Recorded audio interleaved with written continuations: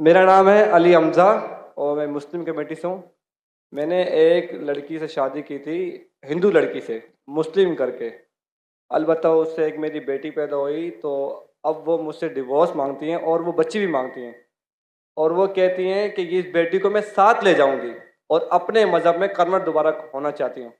अगर मैं बच्ची दे देता हूँ और वो अपने मज़हब में कन्वर्ट हो जाती है, तो क्या मुझे गुनाह मिलेगा या नहीं मिलेगा? मतलब यही सवाल है। भाई साहब ने पूछा कि मैंने एक हिंदू लड़की से शादी की, फिर कहा कि शादी करने के पहले कन्वर्ट कर लिया। ये कहा एक बच्ची पैदा हो गया, अभी डिवोर्स चाहती है 1 साल बाद, और वो मेरी बच्ची को लेके आना चाहती, तो मैं क्या, इसकी जिम्मेदारी मेरी है? पहले ये पूछना चाहता है अपने कन्वर्ट सही तरीके से किया, गलत तरीके से किया? सर कन्वर्ट पहले किया, पहले मुस्लिम किया कराची नौरी टाउन से। कन्वर्ट जो किए अपने, मैं कहता हूँ रिवर्ट सही तरीके से किए या गलत करे थे मैं नहीं जानता हूँ। सही तरीका मतलब सही तालीमात दी कुरान मजीद की, असल में कुरान से मुतासिर हुए कि आपसे, आपका नाम क्या है? अली हमजा। अली हमजा।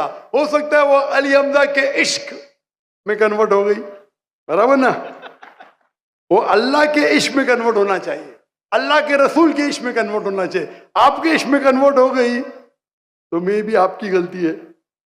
कन्वर्ट करके बच्ची पैदा हो गई, बच्ची को भी लेके जाएंगे टेंपल में, गलती किसकी है अभी आप बोलिए मुझे? गलती किसकी?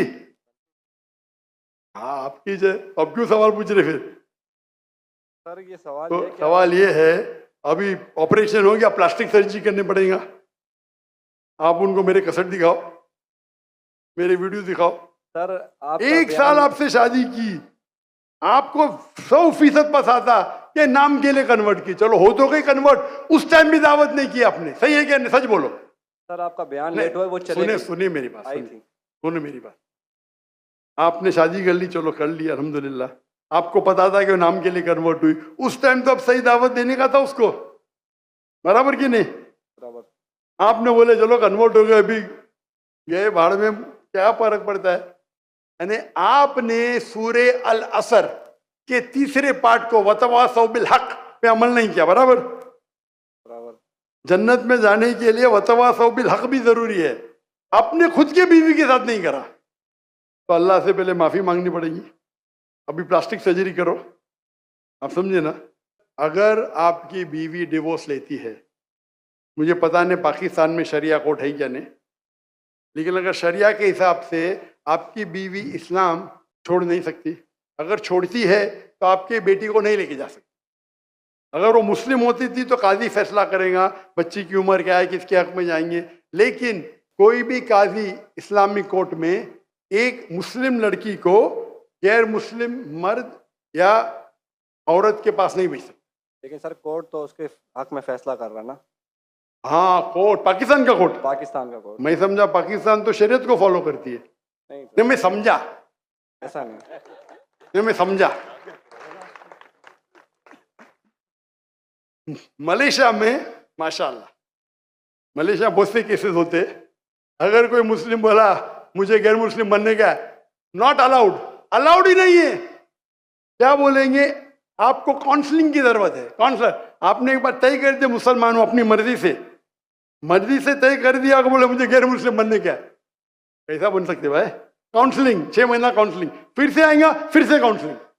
आप समझ रहे? जी सर। मलेशिया, इसीलिए मैंने मलेशिया चुना, समझे अपना? जी आप कह रहे का इधर वो हिंदू मुस्लिम बन गए, मुस्लिम से फिर से हिंदू बन गए, और कोर्ट ने फैसला दिया कि तो ये Republic, Islamic Republic of Pakistan कैसा हुआ फिर? ये माफ करना, माफ करना, मैं मेहमान हूं गवर्नमेंट का, अगर मेहमान हूं तो हिदायत तो देना चाहिए ना। फिर तो अल्लाह ताला बोलेंगे मेहमान बना दिया लेकिन हिदायत नहीं दी। कुछ हिदायत होती है अकेला देना, जो मैं मिल चुका हूं माशाअल्लाह, अकेला दे चुका हूं, अकेले में बेस्ट है। पब्लिक में सवाल है, बोलना ही पड़ेगा। इस्लामिक अगर है, नाम का है तो छोड़ो, काम का है तो इस्लाम के अंदर इजाजत है ही नहीं। इस्लाम में मुस्लिम बन गए, अपने मर्जी से बने, आपने बंदूक तो नहीं रखा ना उसके सिर पे, बंदूक रखा तो फिर कैंसिल हो सकता है। लाइक मलेशिया में साबित कर दिया कि जबरदस्ती किए तो वापिस बन सकते हैं। बंदूक तो नहीं रखा ना? नहीं सर, बिल्कुल ना, तो खलास। तो आपको जरा करने पड़ेगा। यहाँ